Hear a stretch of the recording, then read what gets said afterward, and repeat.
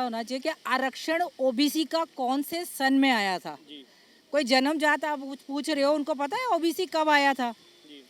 ये मेरे को जो ध्यान है 95 या 96 में ओबीसी आया है।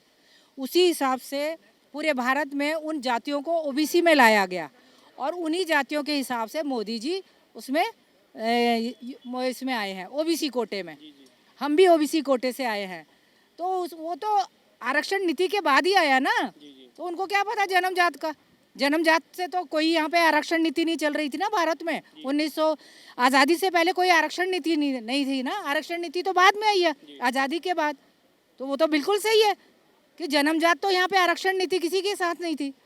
जब आया है कानून तो उन्होंने बताया है कि हम ओबीसी उसमें हैं और कई जातियाँ ओबीसी में आई, उन्होंने सबको दिया है ओबीसी का आरक्षण। तो मैम, जिस प्रकार से ये विपक्ष बार बार पीएम मोदी पर तंज कसते हैं और उनकी राजनीति को लेकर कहीं ना कहीं आरोप लगाते रहते हैं, तो क्या लगता है कि इन आरोपों को लेकर ये 2024 में सफल हो पाएंगे? जो अपनी ये यात्रा निकाल रहे हैं, भारत न्याय यात्रा निकाल रहे हैं, कह रहे हैं कि बेरोजगारों की आवाज़ बनना चाहते हैं हम, क्या लगता है मैम?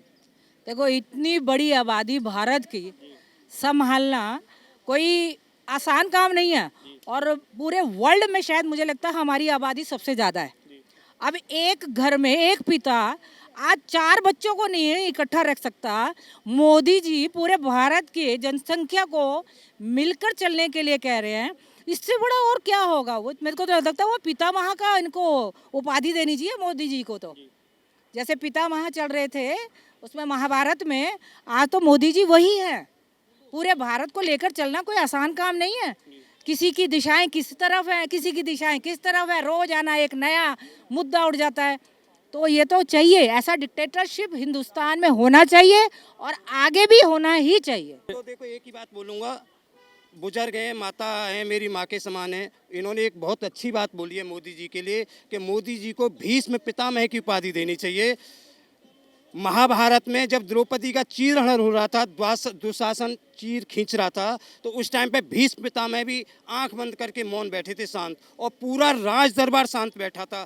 आज मोदी जी के लिए उपाधि, बहुत बड़ी उपाधि मैडम ने दी है। मणिपुर में महिलाओं के ऊपर अत्याचार हो रहा था, कारगिल देश के शहीद, देश के रक्षा करने वाले जवानों की महिलाओं को नंगा घुमाया जा रहा था। उस समय देश के प्रधानमंत्री भीष्म पितामह का काम कर रहे थे। मैडम ने बहुत बड़ी उपाधि दी है, मैं इनको बहुत बड़ा सम्मान देता हूं। महिलाओं, इन्होंने बहुत बड़ी मोदी जी को उपाधि दी और उस उपाधि का मैं सम्मान करता हूं कि मोदी जी को भीष्म पितामह की उपाधि मिलनी चाहिए, जो माता जी ने दी है उपाधि। क्योंकि मोदी जी भीष्म पितामह भाई काम कर रहे हैं। जिस समय महिलाओं पे जंतर मंतर पे सिर कुचला जा रहा था, देश का सम्मान दिलाने वाली महिलाओं का, उस टाइम पे मोदी जी मौन बैठे थे और संसद का उद्घाटन कर रहे थे, जिस संसद में। तो भीष्म पितामह की उपाधि मिलनी चाहिए मोदी जी को, मैं उसका समर्थन करता हूं माता जी की बातों का।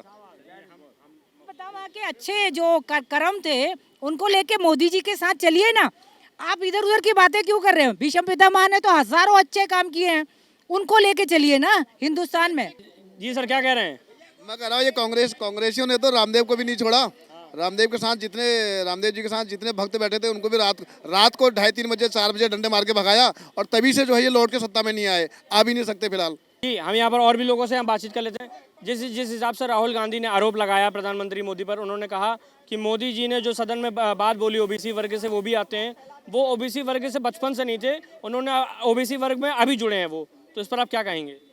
मोदी जी अभी जुड़े हैं। हाँ, वो ओबीसी वर्ग से, बचपन से उस जाति से नहीं थे। तो मोदी जी कौन सी जाति से हैं? गांधी परिवार से थोड़ी है मोदी जी। मोदी जी तो ऑलरेडी खुद अपने उनके टाइटल में ही मोदी लगा हुआ है, वो ओबीसी से ही है। ऐसा नहीं है। राहुल गांधी तो कभी भगवा पहनते हैं, कभी टोपी पहनते हैं, मोदी जी तो कभी नहीं टोपी पहनते हैं। वो जिस धर्म से हैं, जिस सनातन धर्म से, उसी में ऑलरेडी एनी टाइम रह रहे हैं।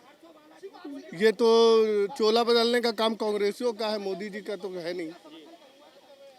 तो जिस हिसाब से यहाँ पर आप ये देख रहे थे कि यहाँ पर जो चर्चा चल रही थी, तो आपको क्या लगता है कि जो विपक्ष है, तो विपक्ष किस हिसाब की राजनीति कर रहा है और क्या विपक्ष आने वाले चुनाव में उन रणनीतियों पर काम करके चुनाव जीत सकता है? मेरे ख्याल से अभी तो विपक्ष ही नहीं है कोई मोदी जी के सामने।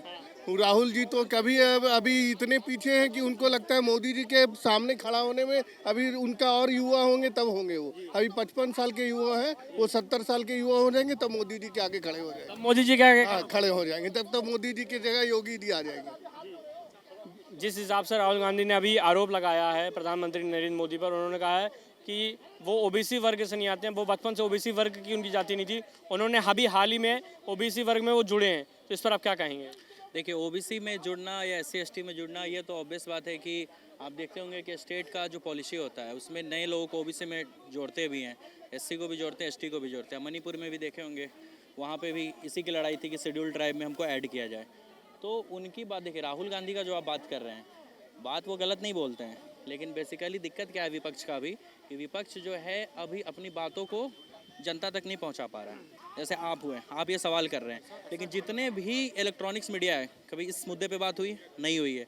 तो अगर विपक्ष की बात को अगर जनता के बीच में पहुंचाएंगे ही नहीं, अगर वो बात नहीं पहुंचा सके तो आप कब पहुंचाएंगे? पहले बताओ। पहले पिछले 65 साल से तो वही राजनीति में थे, वही सरकार में थे, वो नहीं पहुंचा सके तो अब 10 साल में मोदी जी ने पहुंचा दिया, तो ये अच्छी बात है ना। अगर देश तरक्की कर, आप कह रहे हैं वो बात नहीं पहुंचा सके, तो जब वो सरकार में थे तब अगर उनकी बात नहीं सुनी जा रही थी तो अब उनकी बात नहीं, ऐसा कैसे हो सकता है? क्या उनके वो उनका वर्चस्व खत्म हो गया इसका मतलब? ठीक है नहीं। बाकी आपने बोला कि ओबीसी, वो जब से उन्होंने, आज नहीं, जब वो मुख्यमंत्री थे उससे पहले, लेकिन उन्होंने अभी कभी अपनी जाति नहीं बोली, क्योंकि वो उन्होंने बात बोली कि हमारे लिए जवान, किसान, महिला और हमारे जो युवा हैं वो सही मायने में जाति है। जातिगण लाया कौन? बिहार में आपके सामने जनगणना किन्होंने की? महागठबंधन है। वहाँ में कौन था? कांग्रेस, आरजेडी और जेडीयू, ये तीन थे ना। आपने आज तक भाजपा की ऐसी कोई सरकार बनाओ जहाँ पे जनगणना हुई हो, जहाँ पे कोई ऐसी स्टेट हो? ऐसा कुछ नहीं है। सिर्फ और सिर्फ आपको बता दूं, अभी मैं जम्मू कश्मीर से हूँ, मैं अब अपनी जाति बताऊंगा ही नहीं जब तक, तो कैसे पता चलेगा? उन्होंने तो नहीं बताई। अब राहुल गांधी जी खुद बता रहे हैं लोगों को ओबीसी से। मोदी जी ने थोड़ी बोला कि मैं ओबीसी हूँ। मोदी जी ने ये ऐसा नहीं है, बताना तो पड़ता है। आप तो फॉर्म डालिए या कुछ भी डालिए, उसमें आपको ओबीसी, जनरल, एससी एसटी, वो तो फैक्ट है, सच्चाई है। नहीं, वो तो सच्चाई है, वो तो आपको बताना पड़ेगा कि आप किस कम्युनिटी से बिलोंग करते हैं। और जो जातिगत जनगणना की बात करिए, आप इसको पॉजिटिव वे में लेके देखिए, वो भूल जाइए, बीजेपी कांग्रेस सब भूल जाइए। आप जातिगत जनगणना में देखिए कितने परसेंट किस जाति का, जैसे बिहार की बात इन्होंने की, तो बिहार में क्या है, अगर ओवरऑल आप जाति को हटा के कम्युनिटी व जनरल की बात करेंगे, जनरल की आबादी कम है, उसमें जनरल बहुत कम है। जैसे राजपूत समाज की बात कर लें तो वो 2.3 समथिंग % है, भूमियार समाज की बात करें 3 समथिंग %। तो उससे क्या फ़ायदा होगा कि उनकी जो हिस्सेदारी होगी वो देने में आसानी होगी। और आप जो बात कह रहे हैं कि 70 साल से नहीं, ये अपनी बात को नहीं पहुंचा पाए, जब उनकी गवर्नमेंट थी तो ऐसा नहीं था कि मीडिया इतनी बायस्ड थी। मीडिया क्या करती थी कि सरकार से भी सवाल पूछती थी। आज के डेट में आप देखिएगा, मेरी बात को अगर नहीं मानिएगा तो वर्ल्ड प्रेस फ्रीडम इंडेक्स की भी बात उठा के आप देखिएगा, तो उसमें इंडिया की रैंकिंग जो है डे बाय डे डिटोरिएट ही की है, डे बाय डे डिटोरिएट की है। वो आज के करंट सिनेरियो में तकरीबन 150 से ऊपर रैंकिंग हो गया है इंडिया का। तो ये इस बात को आप कैसे लीजिएगा? आप कह रहे हो कि वो मीडिया तक बात नहीं पहुंचाते। मुझे बताओ कि जो पहले सरकार सब कुछ दिखाती है, आजकल ऐसा क्या है जो प्रधानमंत्री जी ने जो ऐसा कोई काम किया हो जो नहीं लोगों को पता हो? ऐसी कोई योजना हो जो लोगों को तक नहीं? की बातें तो दिखाई जाती है, तो और किसकी बातें नहीं दिखाई जाती है? विपक्ष के पास काम क्या है? मेरी बात सुनो, मोदी जी के पास आज की डेट में पूछो, आपने कभी सुना? उनके पास यही है कि मैंने जीडीपी को आगे लेके जाना है, युवाओं को आगे करना है। इनके पास एक ही मुद्दा है विपक्ष के पास कि मोदी को हराना है, मोदी का। अगर कोई और पूछ लेना कि इसके अलावा, देखो मेरी बात सुनो, मैं एक मतदाता हूँ, मैंने आपको वोट डालना है, तो मुझे अगर आपसे अच्छा मिलेगा तभी डालूंगा ना। आप अपनी बात रख नहीं पा रहे। आपके पास एक एजेंडा है, हम 21 दल हो गए, 24 दल हो गए, हमने मोदी को हराना, मोदी को हराना। इसके अलावा अगर आपके पास कोई एजेंडा हो तो लोग आपको वोट डालें ना। विपक्ष की बात कर रहा हूँ, आपको मैं विपक्ष में नहीं जोड़ रहा हूँ, आप मतदाता है, आपको मैं ठीक है नहीं।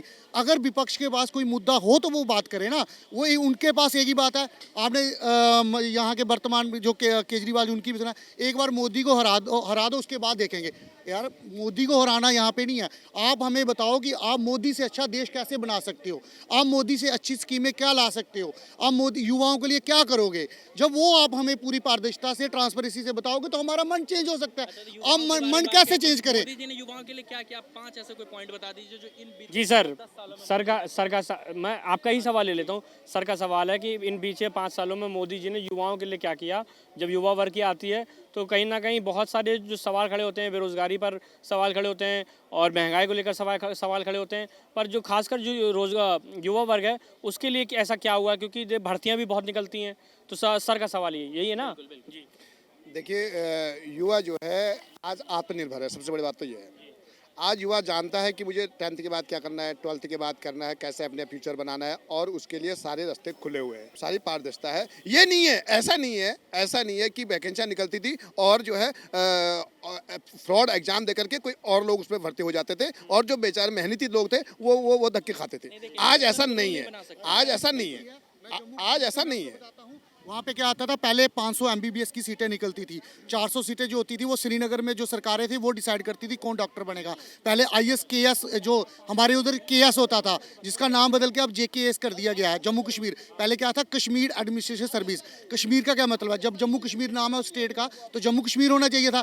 कश्मीर में क्या आता था, वो 500 या 300 जब लगाए जाते थे, उसमें देखा जाता था कि ये किस मंत्री की बेटी है, ये किस मंत्री का भतीजा है, उसको लगा दिया जाए। ये अब्दुल्ला परिवार से है, ये मुफ्ती परिवार से। अब ऐसा नहीं है, एक गांव का पिछड़ा जो बच्चा है वो भी आज KS बन रहा है, JKS बन रहा है, SI बन रहा है। ये मैं आपको 370 टूटने के बाद की बात, आप पूरे ना कैसे हुआ, आप उन बच्चों से पूछो जो 300 हमारे उधर बेस्ट। जम्मू कश्मीर का बात समझ गया, बट रेस्ट ऑफ द जो स्टेट है उनकी बातों को भी तो करना पड़ेगा ना। जम्मू कश्मीर को तो ठीक है मानते हैं, 370 हटा, मोदी जी ने हटाया, बहुत अच्छा काम किया, इसमें कोई कहीं से दो राय नहीं है, उसका कोई विरोध नहीं है। 370 हटना अच्छा है, उसके बाद स्थिति सुधरी भी है, इससे कोई नकार नहीं रहा है। लेकिन बाकी जो स्टेट है उनकी बात कर, एक्चुअल में ये कोई बहस का मुद्दा नहीं है कि किस सरकार ने क्या किया।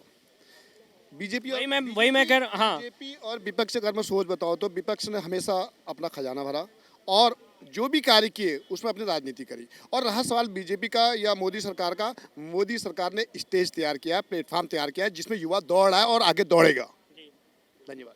तो यहाँ पर लोगों से हम बातचीत कर रहे थे और यहाँ पर हम लोगों से हमने बातचीत के दौरान पता करा कि जिस हिसाब से राहुल गांधी ने प्रधानमंत्री पर टिप्पणी करते हुए उन्होंने बोला कि वो OBC वर्ग में बचपन से नहीं थे और वो बाद में जाके जुड़े, तो यहाँ पर हमने लोगों से प्रतिक्रियाएं जानी कि लोग क्या सोचते हैं। ऐसी किसी और तमाम और अन्य बड़ी खबरों के लिए हम देखते रहिए द न्यूज़ 15। कैमरामैन अरुण के साथ मैं सक्षम।